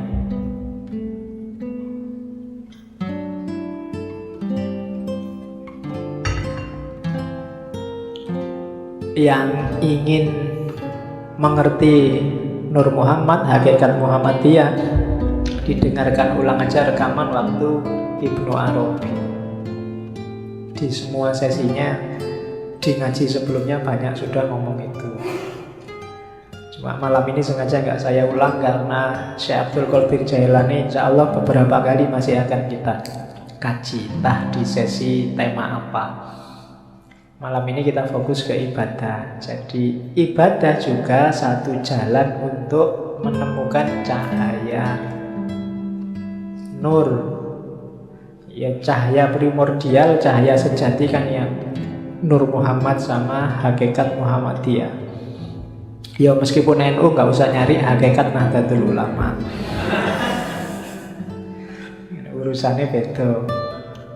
Jadi katanya Syekh Abdul Qadir Jailani, ibadahmu itu membawa manfaat maksimum. Ibadahmu akan sejati apabila bisa memantulkan cahaya ilahi. Untuk bisa ke sana, hatinya, jiwanya harus bersih. Sholatmu itu akan banyak manfaatnya kalau hatimu jernih, memantulkan mau dan maksudnya sholat yang sejati. Kenapa selama ini ibadah kita rasanya kok formalitas, tidak ngefek sama sekali dengan kehidupan kita? Karena kita ada dalam kegelapan. Orang yang gelap itu kan tidak kelihatan apa-apa. Sejatinya yang dia lakukan dia tidak paham, hakikat yang dia pahami, yang dia jalani juga dia tidak ngerti. Kenapa begitu? Karena hatinya gelap. Akalnya mungkin masih jalan, masih cerdas, bisa ngeritik sana, ngeritik sini, bisa ngomongnya kelas tinggi, tapi hidupnya sehari-hari tidak mencerminkan yang diomongkan, tidak mencerminkan yang diceramahkan kemana-mana. Kenapa begitu? Ya kalimatnya hanya berhenti di mulut. hidupnya sendiri, bukan cerminan itu. Kenapa kok hidupnya tidak jadi cerminan? Karena hatinya gelap. Menangkapnya pakai akal dia canggih, tapi menangkap pakai hati tidak bisa. Kenapa? Hatinya gelap. Nah, maka di antara syaratnya ibadah biar maksimum manfaatnya, singkaplah kegelapan hati. Bersihkan hatimu. Kalau katanya Ghazali, kotorannya hati itu kayak satu titik kotor di kaca. Kalau masih awal-awal, segera kamu bersihkan, mudah. Tapi kalau kamu biarkan lama, apalagi terus ditambah kotoran lagi, tambah kotoran lagi, lama-lama gelap dan membersihkannya susah. Akhirnya yang gelap pun kamu anggap terang, karena kamu nggak pernah ngerti terang. Jadi yang jelek kelihatannya jadi bagus. Kenapa? Karena belum pernah lihat cahaya yang baik, cahaya kebaikan. Sehingga yang jelek inilah dianggap inilah yang bagus. Kenapa begitu? Karena batinnya sudah gelap. Ya semakin mengerakkan membersihkannya tambah susah. Apalagi sama orang pinter. Orang pinter itu barang salah dia bisa muter-muter jadi benar. Sudah jelas-jelas ada buktinya, kadang-kadang ada CCTV-nya, masih bisa bikin alasan biar benar. Itu jagonya akal. Menunjukkan canggihnya akal, tapi sekaligus menunjukkan gelapnya hati. Hati itu tidak bisa dibohongi. Hati itu kalau salah dia akan bilang salah, kecuali dia sedang gelap. Kalau dia sedang gelap, ya dia tidak bisa melihat mana yang sejati. Nah, hati yang gelap itu terhijab oleh amal-amal buruk. Membersihkannya gimana? Ya agak susah memang, tapi katanya Syekh Abdul Qadir Jailani, ayo diupayakan. Yang pertama apa? Cari pengetahuan. Ilmunya harus banyak dulu. Ilmu apa? Ya yang berhubungan dengan pembersihan batin tadi. Cari ilmunya dulu, jangan ngawur. Nanti membersihkan hati pakai paranormal, membersihkan hati pakai apa? Tidak. Pengetahuan dulu, cari ilmunya dulu. Kalau sudah dapat ilmu, diamalkan ilmunya dengan usaha, dengan keberanian. Tidak ada gunanya ilmunya numpuk, ngaji sampai sesi 140 sekian, tapi tidak ada satupun yang diamalkan. Hidupmu tidak naik-naik kualitasnya. Ada pengetahuan, amalkan. Setelah itu, gunakan ilmumu untuk menaklukkan egomu. Tadi, menaklukkan dirimu. Dirimu harus ada di bawah kendali hati yang jernih, yang bercahaya. Akalmu jadikan pendukungnya. Akal ini bisa dibawa ke utara, bisa dibawa ke selatan. Akal ini pasukan yang paling kuat. Kalau kamu pakai mendukung kebaikan, ya dia kuat. Kamu pakai mendukung kejahatan, dia kuat juga. Anggota DPR itu orang pinter-pinter semua. Dan akalnya bisa kompak untuk mendukung sesuatu yang jadi ya wis kelihatan keliru, tapi bisa dibikin argumen macam-macam seolah-olah benar. Itu akal. Sebentar lagi mungkin perang Korea sama Amerika. Banyak yang tidak setuju perang. Antara yang setuju perang dan yang tidak setuju perang punya argumen semua, masuk akal semua. Itu akal. Kemarin waktu pilkada Jakarta, yang pro Ahok pakai akalnya juga, yang anti Ahok pakai akalnya juga. Itu akal. Maka akal itu tergantung dia dibawa kemana. Yang bisa menemukan yang sejati itu hati, kolbu. Cuma kolbu yang bisa menangkap cahaya, karena dia tidak mencari keluar, tapi memantulkan yang di dalam. Hanya saja syaratnya dia harus dalam kondisi jernih. Untuk menjernihkan prosesnya pengetahuan, kemudian diamalkan. Untuk selanjutnya kuasai dirimu biar gak dikuasai oleh egomu. Nah, ini rumusnya. Ini kalau diceramahkan gampang. Enteng dong, cuma ngomong aja kan enak. Menjalankannya yang berat. Dan gak usah dianggap saya ngomong kayak gini terus wah Pak Faiz berarti sudah gitu. Wah, lambemu. Ya, yo kalau ngomong gini ini rumusnya kan tetap usikum wa nafsi. Yo ngandani diriku sendiri juga. Oke, kalau saya sudah bisa gini aku jadi wali, nggak mau ngaji di sini. Oke, terus kalau sudah jadi wali tema ngajinya nggak mungkin lagi ketemu Karl Marx, nggak mungkin lagi ketemu Nietzsche. Terus, nah godaannya sekarang. Ini yang paling menarik, godaan. Oke ya. Yang pertama,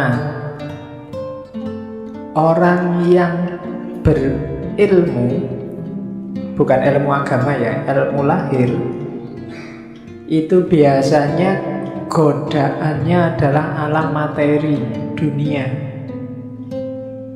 Orang yang ilmunya level syariat itu godaannya keduniaan biasanya. Istrinya nambah, atau kekayaannya double, atau ngaji pakai tarif, atau macam-macam. Ini godaannya orang berilmu yang ilmunya masih syariah. Syariah ilmu ya, bukan syariah fakultas. Jadi syariat ilmu lahiriah tadi itu biasanya digoda oleh materi. Kalau orang levelnya di atasnya dikit, menyebutnya ahlul hikmah, orang pinter, godaannya adalah alam malakut. Alam malakut ini alam rohani. Nikmatnya ilmu, nikmatnya yang gitu-gitu biasanya sering menjebak yang rohaninya. Kalau orang setengah jalan sufi itu kan juga masuk orang bijaksana, itu biasanya godaannya karomahnya. Bisa apa dikit sudah bangga, sudah sombong. Baru ngerti dikit, baru ngaji 1-2 kali ngerti apa-apa merasa wis pointer. Nah, itu godaannya orang bijak. Jadi biasanya tergoda oleh alam malakut, dunia abstrak, dunia metafisik. Kalau ada orang lain, itu orang levelnya masih materi, ilmunya masih ilmu dunia. Ilmuku lo ilmu akhirat, ilmuku ilmu metafisik, filsafat kelas tinggi dan seterusnya. Itu godaannya orang pintar. Godaannya ahli hakikat itu sifat-sifat ilahiyah, membanggakan dirinya sendiri. Aku kok bisa kayak gini ya. Berarti ini rasanya ekstase itu. Orang lain belum ngalami, aku sudah ngalami. Itu godaannya sudah. Terjatuh dalam kesombongan, kebanggaan diri. Sama jatuhnya juga pada egonya. Jadi yang satu digoda oleh materi, yang satu digoda oleh metafisik, alam malakut, dan yang satu digoda oleh sifat-sifat ketuhanan, sifat ilahi. Jadi orang baik terus kagum, kok bisa ya aku sedermawan ini. Itu penyakit sudah. Nggak nyangka loh aku bisa sholat malam rutin sekarang. Wah, kok bisa ya aku ikhlas gini, semua hartaku tak kasih, ada temenku tak kasih. Loh, itu penyakit. Itu godaannya para saleh. Siapa saja yang merasa puas pada salah satunya, saat itu juga dia mandek. Mandek itu apa? Ya berhenti di situ dia. Yang syariah, orang berilmu berhenti di materi. Para pejalan kaki, para filosof ahli hikmah berhenti di alam malakut. dan ahli hakikat yang sudah puncak berhenti di alam sifat-sifatnya ilahi. Semuanya belum nyampe, berhenti di sana, tidak bisa meneruskan langkah. Maka hati-hati dengan jebakan-jebakan ini. Kalau kita sedang di tengah jalan sekarang, hati-hati. Saya tidak tahu kita ada di level mana. Jangan-jangan level yang paling bawah juga belum. Godaannya lebih dahsyat lagi. Berilmu aja belum, itu sudah godaan macam-macam. Semuanya hampir jadi godaannya, ya kan? Jadi hati-hati para pejalan, itu godaan. Kalau kamu tergoda, berarti kamu mandek, tidak mendekat lagi sama Allah. Berhenti di situ. Baru melakukan suluk sebentar terus merasa Allah itu selalu nolong aku. Ada apa-apa dikit selamat aku. Ada polisi mau razia itu loh, selamat, tak bacain sholawat aja polisinya nggak lihat aku. Ya kan? Sering kan kayak gitu kamu. Itu godaan, itu jebakan. Biasanya orang yang sudah merasa wah Allah itu berarti masih sayang padaku, jadi aku selamat terus, berarti dia mandek. Bandingkan dengan orang belum. Saya ragu-ragu ini, Allah sayang bener apa enggak ya padaku. Jangan-jangan aku selamat dari polisi ini ujian. Aku itu jelas-jelas salah loh.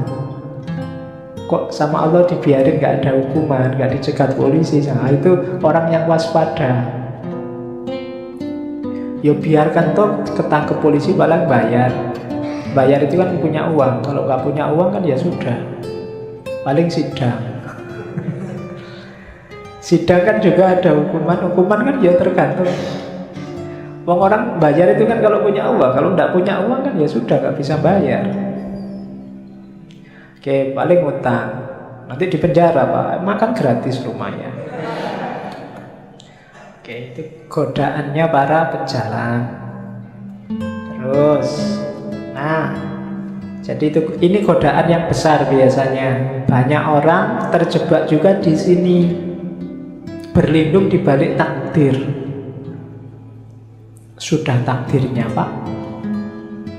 Mbok sampean itu sekali-sekali lah sholat duha, sholat tahajud, nunggu hidayah Pak. Kalau Allah belum ngasih hidayah ya belum. Itu namanya berlindung di balik takdir. Wah ya memang waktunya Pak. Kok sampean nggak lulus Mas? Sudah semester 14. Ayo berarti takdirnya Pak.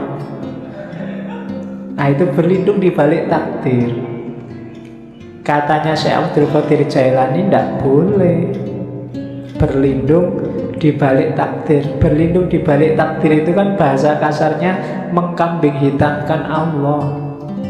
Seolah-olah Allah pingin kamu nggak lulus. Seolah-olah Allah pingin kamu males sholat. Seolah-olah Allah pingin kamu kacau hidupmu. Itu namanya berlindung di balik takdir. Sama-sama dapat takdir jelek, katanya Syekh Abdul Qadir Jailani. Coba lihat bedanya antara iblis sama Adam. Dua-duanya dapat takdir jelek. Yang satu dijadikan musuhnya manusia sampai hari kiamat, yang satu diturunkan derajatnya dari surga ke bumi. Kalau iblis, itu ceritanya Syekh Abdul Qadir Jailani. Waktu ditanya, kenapa sih kok nggak mau sujud pada Adam yang bikin Allah murka? Katanya iblis, itu kan takdirnya Allah. Kalau saya sujud juga nanti Adam nggak jadi turun ke muka bumi. Ceritanya beda nanti. Itu kan cuma drama misalnya. Nggak, jawaban ini nggak bikin Allah nggak berkenan. Beda sama Adam. Adam itu mungkin ya ngerti sudah skenario-nya, dia mau jadi makhluk jailun fil ardi khalifah, berarti besok mau ke bumi. Tapi kan pakai skenario makan buah khuldi segala, bahwa Adam salah sehingga diturunkan derajatnya. Tiap hari yang dilakukan Adam kan terus nangis dan tobat, sampai kabarnya sekian tahun baru diampuni oleh Allah. Itu kan doanya yang terkenal itu kan, Rabbana dzolamna anfusana wa illam taghfir lana. Jadi ya Allah, aku menzolimi diriku sendiri. Jadi meskipun itu kan ya takdirnya Allah, tapi gara-gara aku tidak menuruti perintahmu, itu kan menzalimi diriku sendiri. Wa ilam taghfir lana wa tarhamna lanakunanna minal khasirin. Kalau tidak engkau ampuni, tidak engkau rahmati, ya pasti aku rugi. Jadi kalau sama Adam, Allah jadinya sayang. Tapi kalau sama iblis, sama-sama skenario-nya Allah, Allah jadi murka. Iblis pakai alasan takdir. Maka jangan pakai alasan takdir. Jangan mengkambing hitamkan Allah. Wong padune kamu sendiri yang males. Padune kamu sendiri yang pengen seneng-seneng, gak mau susah. Tapi terus alasannya takdir. Oke, ini juga jebakan bagi ahli ibadah. Terus baru masuk ibadahnya sekarang. Sudah panjang ya. Lah namanya sakit. Yang pertama syahadat. Syahadat itu ya kesaksian, diucapkan lewat mulut, diyakini lewat hati, dan diinternalisasi dalam kehidupan sehari-hari. Tidak boleh hanya mulut saja. Saya sudah syahadat loh Pak. Tidak, bukan itu. Kalau ada orang diskusi, wah kamu sudah kafir, sekarang harus syahadat lagi. Itu syahadat mulut itu namanya. Kafirnya juga mungkin hanya kafir di mulut, tidak hakiki. Syahadat yang hakiki itu apa? Kalau di Sirul Asror ada 12 kualitas diri yang harus dimasukkan dalam hidup kita paling tidak. Ada la ilaha illallah, ada Allah, ada Hu. Ini yang sering ditanyakan orang. Saya banyak ditanya tentang Hu ini. La ilaha illallah itu level awal. Hidup kita itu kan variabelnya banyak. Level takholli itu la ilaha illallah. Buang semua, sisakan Allah saja. Kalau kita sudah sukses dengan membuang segala yang bukan Allah, baru masukkan Allah. Makanya wiridnya Allah, Allah, Allah. Kalau level Allah kita semakin naik, kesadaran kita semakin tinggi. Kalau masih Allah itu kan seolah-olah ada makhluk di dunia ini, terus ada Allah di sana yang namanya tiap hari kita sebut.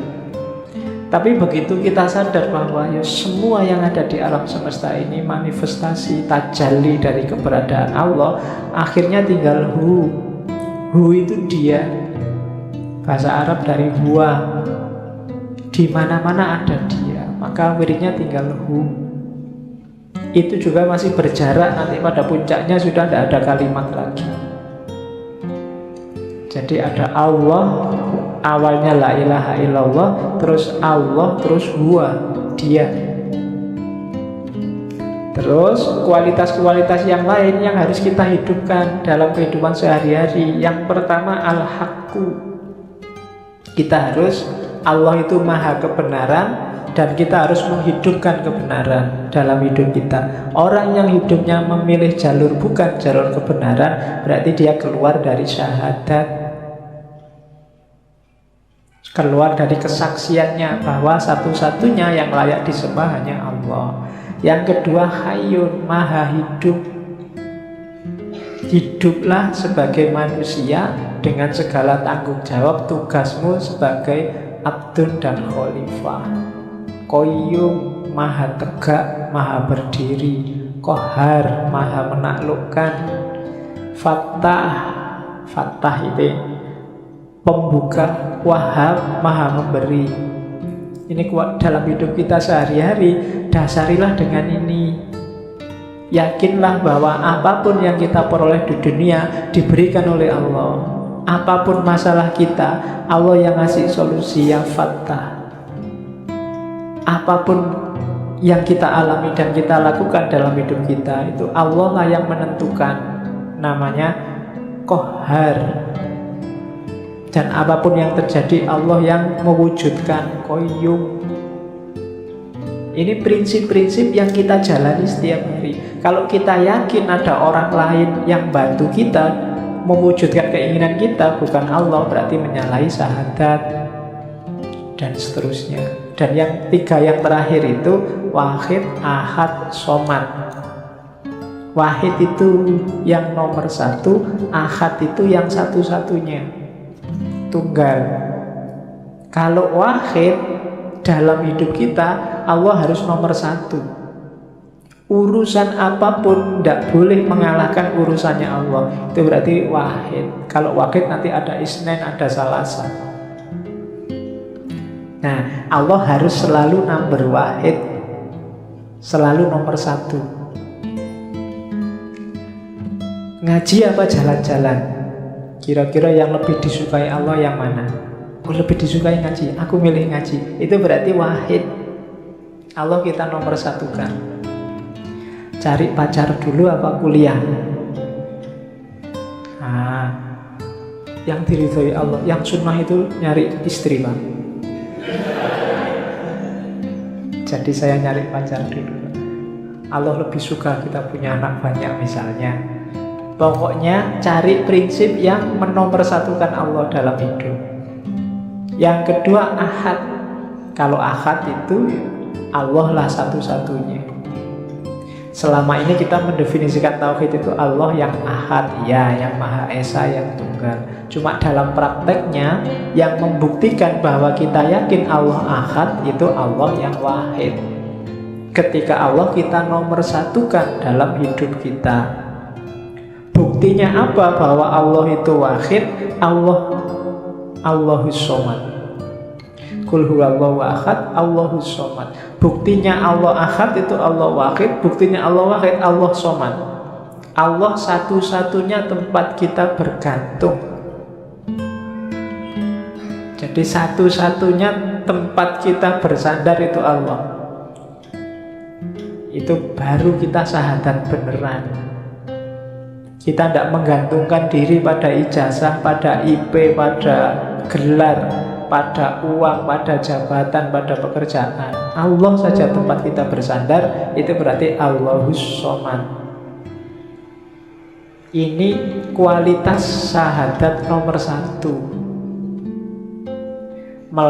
Mengucapkan syahadatnya gampang, cuma implikasi dan konsekuensinya panjang. Kalau sekedar asyhadu alla ilaha illallah wa asyhadu anna muhammadar rasulullah saja gampang. Tapi dari situ kan konsekuensinya panjang. Jadi diucapkan lewat mulut tapi juga diinternalisasi dalam hati, diwujudkan nanti dalam perbuatan. Wahid, ahad, somad, hayyun, qayyum, qahar, dan seterusnya. Itu yang syahadat. Terus bersuci, kalau ini simple teorinya. Yang kita sucikan dua, lahir dan batin. Sebelum kita sholat ada bab namanya toharoh. Ingatlah kalau kita sedang wudhu toharoh itu yang disucikan lahir. Sucikan juga batinmu. Siapa tahu masih najis, siapa tahu masih kotor. Ya konsep menyucikan diri paling simpel ya tadi. Taubat, terus ikhlas. Cuma prosesnya panjang. Kadang-kadang untuk penyucian batin orang butuh guru. Jangan disucikan sendiri pakai teori sendiri. Nanti kamu ngarang sendiri, Pak. Saya pokoknya ambil nafas 3 kali aja, Pak. Berarti sudah bersih. Semua kotor-kotor dalam diriku itu ngarang. Ada baiknya nyari guru yang kamu anggap ngerti gimana caranya membersihkan diri, menyucikan batin. Jadi selama ini kita hati-hati sekali biar zahir kita suci. Mau sholat, jangan-jangan celanaku ini kotor, kena najis, terus ganti sarung. Jangan-jangan kan kita sering begitu. Ya bagus, cuma pernah nggak kita khawatir hati-hati dengan kesucian batin?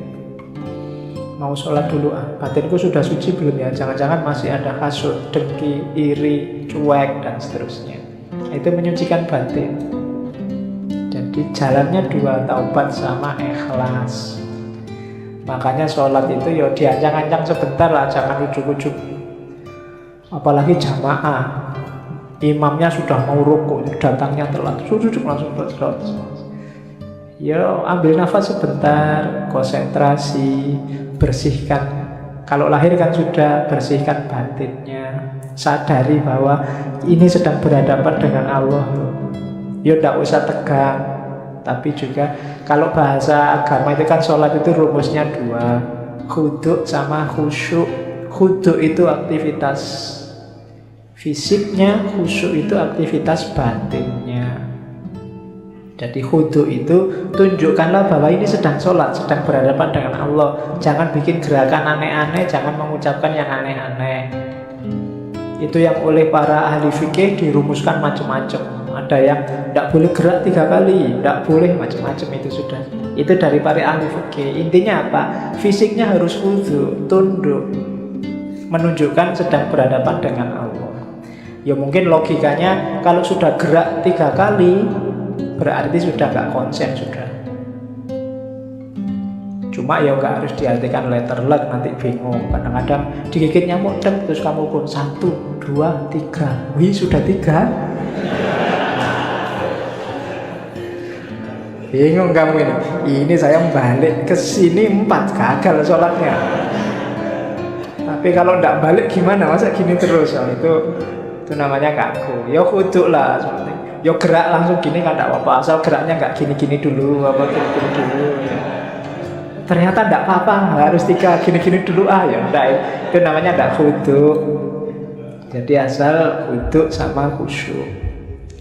Oke, itu untuk penyucian. Nah ini yang unik, minggu depan kita perdalam versi Jawanya.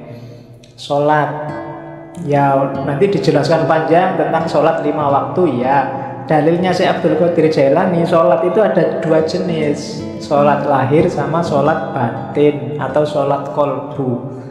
Dalilnya apa? Al-Baqarah 238. Hafidhu ala sholawati was sholatil wusto. Sholawati itu sholat 5 waktu itu. Kalau sholat wusto itu sholatnya kalbu. Kenapa disebut sholat wusto? Karena kalbu itu letaknya di tengah-tengah tubuh kita. Dan kalau kita sholat fisiknya, kalbunya harus sholat. Karena ada hadisnya Nabi itu, la sholata illa bihuduril kolbi. Ya, meskipun dalam prakteknya susah, kita kadang sholat itu pikirannya melayang kemana, kolbunya juga ikut kemana. Nah, padahal nilainya sholat ketika kolbunya hadir. Dan sholat itu kan berhadapan sama Allah, namanya munajat. Munajat itu bahasa gaulnya curhat. Ketemu, curhat, ngobrol sama Allah. Dan pasti tidak lewat mulut. Curhat kita sama Allah itu pakai hati. Makanya ada wassolatul wusto dan ada sholat kolbu. Nah, dirumuskan oleh Syekh Abdul Qadir Jailani, kalau sholat wajib yang lahir itu cuma 5. Sholat kolbu inilah yang anytime, yang harus kita bawa tidak hanya waktu sholat, tapi di luar sholat. Kolbu kita yang tadi waktu sholat hadir juga harus sholat di luar waktu sholat. Sholatnya apa sih kolbu kita itu?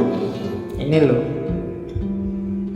Jadi sholat kolbu itu tidak ada waktunya, terus-terusan. Ini yang sholat tanha anil fasya wal munkar, itu sholat kalbu. Biar sholatnya tidak fisik saja, dilakukan terus-terusan. Yo, simbolisnya masjidnya itu hati, harus berjamaah. Berjamaah itu apa? Seluruh anggota tubuh, seluruh batin harus ikut. Kemudian imamnya apa? Ketundukan pada Allah. Kiblatnya apa? Ya Allah yang ada di mana-mana. Jadi kalau sholat wajib yang 5 waktu, simbolisnya sama semua ngadep kiblat. Tapi sholat kolbu ini karena di mana-mana ada Allah, ya segala aktivitas kita, saya ngaji ngadep ke timur, kamu ngadep ke barat, ada yang ngadep ke utara, ada yang ngadep ke selatan. Kalau ini dalam rangka tunduk pada perintahnya Allah, itulah sholat kolbu. Wajahnya Allah ada di mana-mana. Jadi hidup yang selalu mempertimbangkan apa keinginannya Allah, apa yang dimaui Allah. Itulah sholat kolbu. Prinsipnya apa? Katanya Syekh Abdul Qadir Jailani, iyyaka na'budu wa iyyaka nasta'in. Sehari-hari hidup kita bawalah iyyaka na'budu wa iyyaka nasta'in. Hanya padamu ya Allah aku tunduk, aku menyembah, dan hanya padamu aku minta tolong. Jadi meskipun keluar dari masjid, sudah selesai sholat wajibnya, kolbunya harus tetap sholat, tetap iyyaka na'budu wa iyyaka nasta'in. Inilah nanti kualitas sholat yang bisa tanha anil fahsya wal munkar. Jadi kalau kalian heran, Pak, ini ada orang sholat wajibnya rajin, tiap hari ke masjid, 5 waktu gak pernah telat, tapi kok masih mau korupsi ya? Masih mau menyakiti orang lain ya? Kata-katanya masih menyakiti hati orang lain. Nah, itu yang sholat baru fisiknya, kalbunya belum sholat. Katanya si Abdul Qadir Jailani, ya harus sholat kolbu. Tidak hanya di masjid, tapi setiap detik kehidupannya isinya adalah sholat. Itulah nanti yang disebut sholat batin. Zakat sekarang namanya aja ibadah. Ada zakat batin. Zakat batin itu yang jelas menyucikan harta dan diri. Jadi zakat itu kalau istilah di kitab itu sedekah yang indah. Diingat-ingat kalau zakat jangan mikir balasan. Kalau sedekah jangan mikir balasan. Yang jelas mikir balasan itu menunjukkan tidak ikhlas.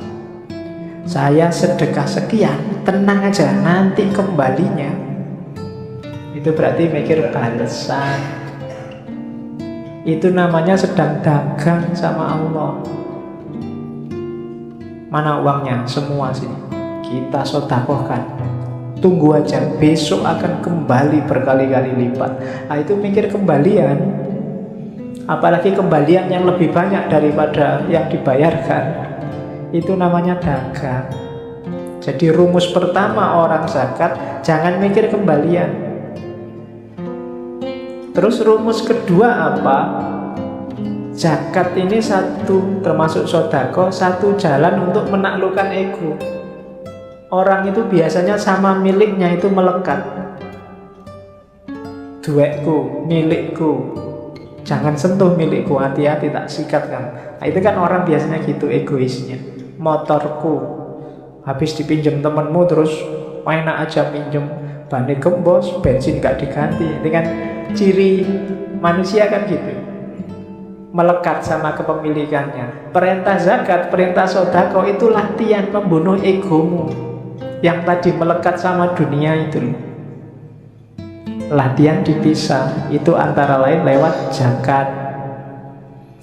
Dan jangan dikira kamu zakat, kamu sedekah itu nolong orang.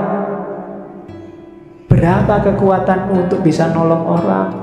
Kalau Allah mau, orang itu bisa dibikin kaya semua. Enggak. Kalau Allah mau nolong, dan Allah pasti bisa nolong, orang miskin sudah ditolong semua. Itu urusannya bukan kamu yang nolong. Itu ujian dari Allah. Melatih egomu menunjukkan keikhlasan. Jangan dikira, wah, setelah dia miskin, sekarang tak tolong, baru dia kaya. Enggak, bukan kamu yang bikin dia kaya. Jadi kalau Allah mau, semua kebutuhan orang fakir miskin akan terpenuhi. Maka kalau berzakat, jangan niat bantu. Jangan salah, kamu membantu orang karena kasihan, itu juga termasuk ada kesombongan di situ. Emangnya Allah tidak bisa nolong dia? Pasti bisa. Maka kalau kamu zakat, niatilah lillahi ta'ala, karena Allah perintah saya zakat. Kenapa? Aku itu cuma hambanya Allah kok. Kalau aku punya sesuatu, itu berarti titipan dari majikanku. Siapa? Allah. Hamba itu kan tidak punya apa-apa. Dia miliknya majikannya. Maka semua yang dimiliki hamba itu hakikatnya titipan dari Allah.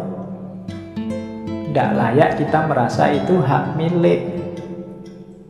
Dan seorang mukmin sejati tidak pernah mikir selain Allah. Maka apapun yang terjadi dengan dunianya, termasuk berkurangnya hartanya, bagi dia sama sekali nggak masalah. Tidak menggelisahkan. Meskipun bolak-balik di rumahnya ada orang minta-minta, semuanya dikasih seikhlasnya dia. Kan kita sering kan ada orang minta, orang ngemis lah, ada orang di rumah, orang ngamen lah. Yang sering bikin kita sebel itu kan, dari pesantren mana datang, kita wawancarai sampai setengah jam, ngasihnya cuma 5.000. Ini pesantren mana, buktinya mana, suratnya dari Pak RT mana suratnya. Nanti akhirnya, wah saya tidak percaya nih mas, ini untuk ongkos saja 2.000. Sering kan kita gitu, pelitnya kita. Oke, ya seandainya ditipu emangnya urusan kita. Kasih aja kalau ada loh ya, kecuali kalau sama-sama tidak punyanya. Mohon maaf ya mas, bukannya nggak mau ngasih, saya juga tidak punya. Tidak apa-apa. Nanti yang ngasih malah yang nyari sumbangan. Kalau gitu tak sanggup nih mas. Oke, nah itu mental dermawan. Puasa, kalau puasa sama, puasa lahir, puasa batin. Puasa batin itu kemampuan kita mengendalikan sendiri full time. Kalau puasa lahir kan yang wajib 1 bulan Ramadan. Tapi puasa batin, kemampuan kita untuk tidak tergoda, terkendali menghadapi dunia. Satu-satunya orientasi kita hanya Allah. Pingin sih ini, tapi kalau ini Allah tidak suka. Tidak, aku Allah saja. Pingin sih itu, tapi kalau kayak gitu Allah tidak suka. Tidak, Allah saja. Itulah puasa batin. Kalau puasa batin, anytime. Kayak sholat tadi. Kalau yang lahir sih cuma yang wajib 1 bulan Ramadan. Puasa batin katanya si Abdul Qadir Jailani ya bisa batal juga. Batalnya apa? Kalau kita tergoda oleh dunia, berarti saat itu kita batal. Kalau batal gimana? Ya dimulai lagi dari awal. Jadi itulah puasa lahir dan puasa batin. Terus haji. Haji saya nggak sempat nerjemah, tak potong aslinya. Kalau haji syariat kita sudah tahu ada manasiknya. Kalau haji hakikat gimana? Fazadahu wa rokhilatahu awalan al-mailu ila sohibit talqin wa akhadahu minhu. Ini maksudnya apa? Untuk haji rohani, haji itu kan perjalanan suci. Perjalanan suci kalau rohani namanya suluk. Adanya di mana? Tasawuf. Jadi haji rohani itu ya para sufi yang melakukan riyadhah. Yang pertama apa? Carilah guru yang ngerti untuk belajar. Setelah itu apa? Summa mulazamatal dzikri bil lisan. Setelah itu amalkan dengan lesanmu. Setelah itu wa mulahadzatu maknahu, perhatikan maknanya hatta tahsila khayatal qalbi lahu. Zikir dengan lesan, perhatikan maknanya, karena zikir ini bisa menghidupkan kolbu. Kalau kolbu sudah hidup dengan zikir lesan, summa yastahilu bi dzikril batin, batinmu akan zikir juga. Hatta yusofihi mulazamata asma'is sifat, sampai kemudian batinmu yang tiap hari zikir itu menemukan nama-nama, menemukan tajallinya Tuhan. Fatadhuru ka'batas sir, sehingga tampaklah Ka'bahnya yang hakiki, Ka'batas sir, Ka'bah rahasia. Ka'bah rahasia itu apa? Batinmu, hatimu. Bi anwaris sifat, dengan cahaya sifat-sifat Allah. Dan itu ada ayatnya. Allah itu kan ketika nyuruh Ibrahim sama Ismail untuk bangun Ka'bah kan pertama-tama disuruh mensucikan batin. Wa ahidna ila Ibrahim wa Ismaila antahhiro baitiya lit-taifina. Jadi bukan bangun tapi menyucikan. Menyucikan Ka'bah. Ka'bah yang di mana? Di dalam dirimu. Makanya dulu Syekh Hamzah Fansuri berjalan kemana-mana sampai Mekah, sampai Thailand, sampai nyari Ka'bah, nyari Tuhan. Di dalam Ka'bah pun tidak ketemu. Ketemunya di dalam hati. Itu Ka'bah itu sir. Tawaflah di sana. Kalau nggak ada kesempatan haji lahir, haji batin. Syukur-syukur bisa dua-duanya lahir dan batin. Nah itu kalau haji. Kalau zikir, ini ibadah semua. Kalau zikir nggak saya baca ya, langsung ringkas. Ada zikir lisan, ada zikir nafas, ada zikir kolab, ada zikir ruh, ada zikir sir, ada zikir khofi, ada zikir ahfal khofi. Itu dari luar semakin ke dalam, semakin ke dalam. Saya jelaskan agak cepat, nanti dengarkan rekamannya lagi. Yang pertama zikir lesan, gampang. Mulutmu menyebut asmanya itu zikir lesan. Tujuannya apa zikir lesan? Mengingatkan hati. Yuzakirul qalb, biar gak lupa sama Allah, dibantu oleh lesannya. Karena hati ini sering bolak-balik. Kalau kualitasnya sudah bagus, zikir nafas. Zikir nafas itu zikrun ghairu mafsmu. Kalau hatimu bilang Allah, kamu bisa merasakan. Mulutnya diam, tapi di sini Allah, Allah itu zikir nafas. Orang bilang suara hati. Kayak ada film yang bisa mendengarkan hatinya orang ngomong. Kata hatimu apa? Wah kedengeran. Itu nafas. Jadi zikir nafas itu ya sama sebenarnya kayak mulut, tapi yang membunyikan sini. Kayak perasaanmu ngomong Allah, Allah, itu zikir nafas. Naik level lebih dalam, zikir qalb. Zikir qalb itu tidak lagi cuma ngomong Allah, Allah, tapi hatinya mulai mengamati hakikat Allah, kebesarannya sama keindahannya. Itu zikir qalb. Semakin fokus, semakin konsentrasi pada Allah, tidak hanya mengucapkan Allah. Itu zikir qalb. Yang keempat zikir ruh. Zikir ruh itu musyahadatu anwari tajalliyatis sifat. Zikir ruh itu ketika orang melihat apapun yang terlihat hanya Allah. Itu ruhmu berarti zikir terus. Kamu lihat pohon, Allah yang terlihat. Lihat makhluknya apapun, Allah yang terlihat. Itu zikir ruh.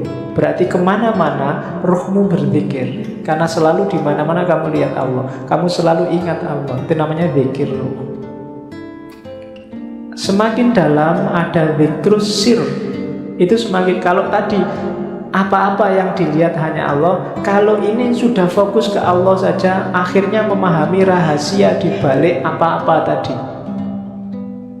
Tidak lagi fokus di apa-apanya, tidak lagi fokus di tumbuhannya, di hewannya, di manusianya, tapi rahasia di balik ciptaan itu, di situ ada Allah.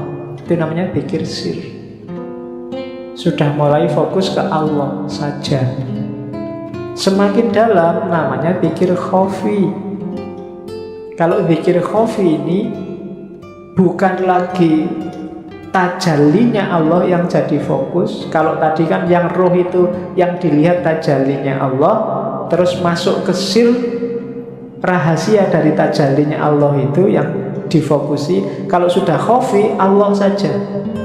Hakikatnya itu Allah itu apa? Makanya ada istilah fi maq'adi sidqin, tempat duduk yang benar. Maksudnya posisi dan hakikat Allah itu apa? Itu zikrul khofi.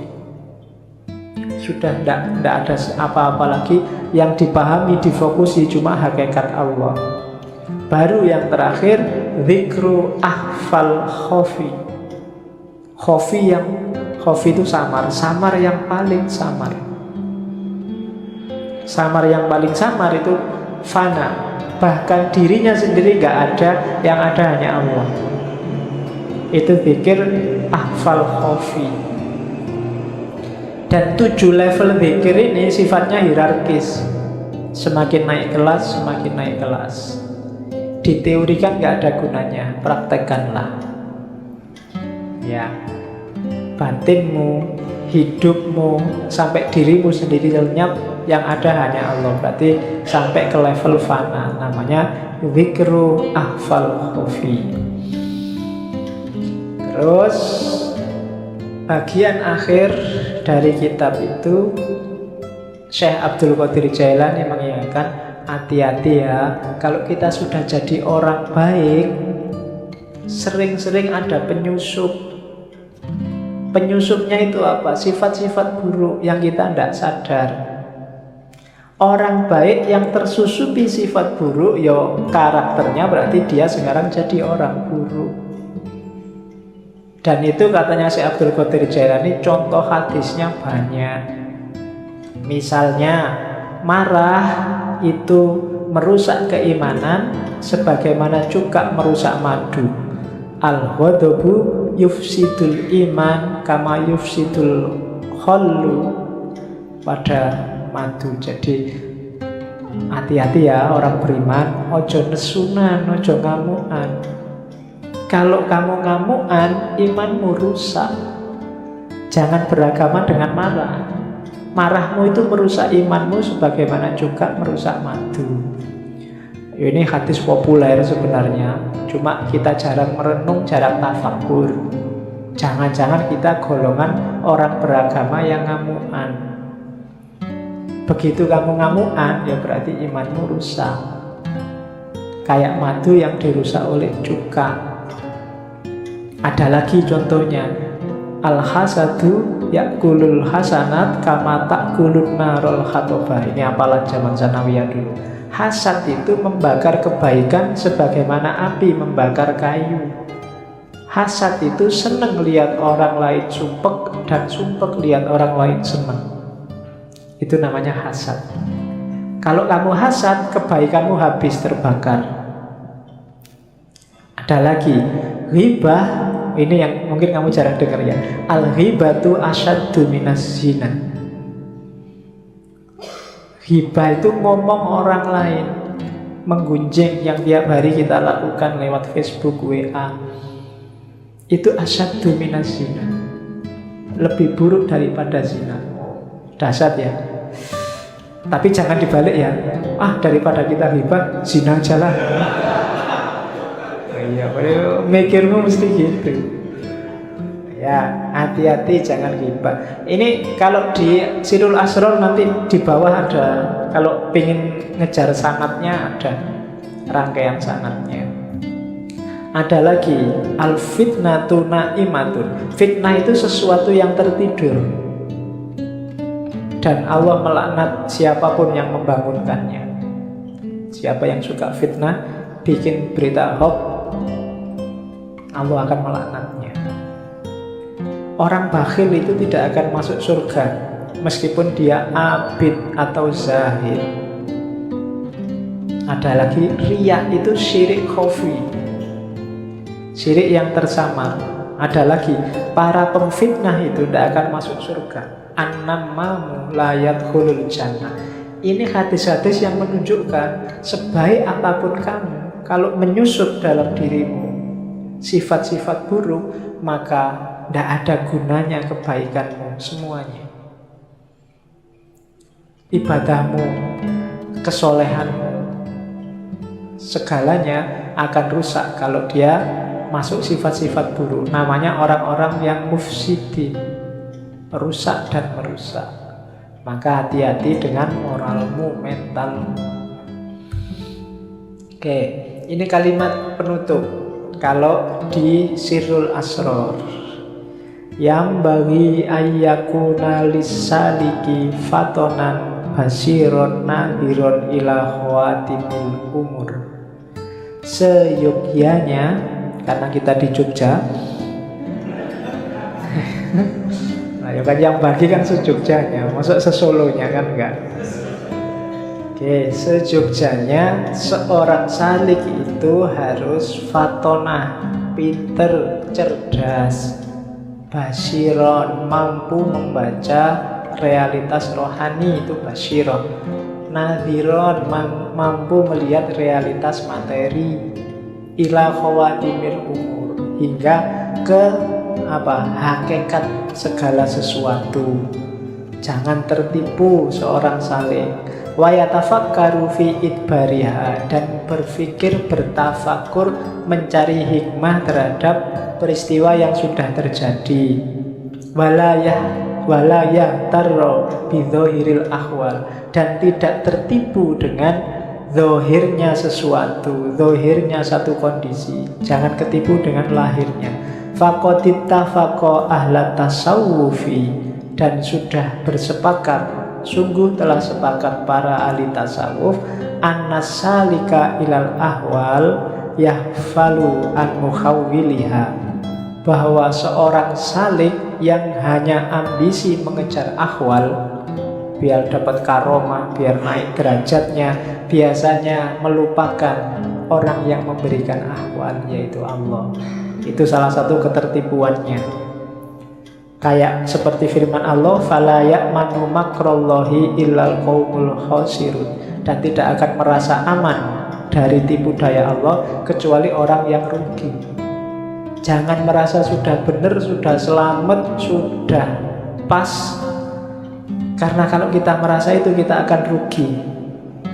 Sebagaimana dalam hadis qudsi selanjutnya, peringatannya Allah pada Nabi Muhammad, ya Muhammad basyiril mudhnibina bi anni ghafurun wa anziris shadiqina bi anni ghayurun. Wahai Muhammad, gembirakanlah orang-orang yang berdosa, karena aku ini maha pengampun. Dan peringatkan orang-orang yang benar, para shodiqin, bi anni ghayurun, karena aku ini maha mengubah. Jangan gembira dulu orang-orang yang hari ini merasa benar, karena Allah maha mengubah. Satu peristiwa kecil bisa mengubah orang-orang shodiq jadi orang-orang terlaknat. Dan mudhnibin, jangan putus asa, karena Allah maha pengampun. Asal bertobat dan menyesal, insya Allah akan mengampuni. Jadi ya Muhammad basyiril mudhnibina bi anni ghafurun wa anziris shadiqina bi anni ghayurun. Alhamdulillahirabbil alamin. Ya, kita sudah selesaikan sebagian dari Sirrul Asrar. Minggu depan kita fokus tentang sholat dari wali Jawa Syekh Siti Jenar. Kurang lebihnya mohon maaf. Wallahul muwaffiq, wallahu a'lam bissawab. Wassalamualaikum warahmatullahi wabarakatuh.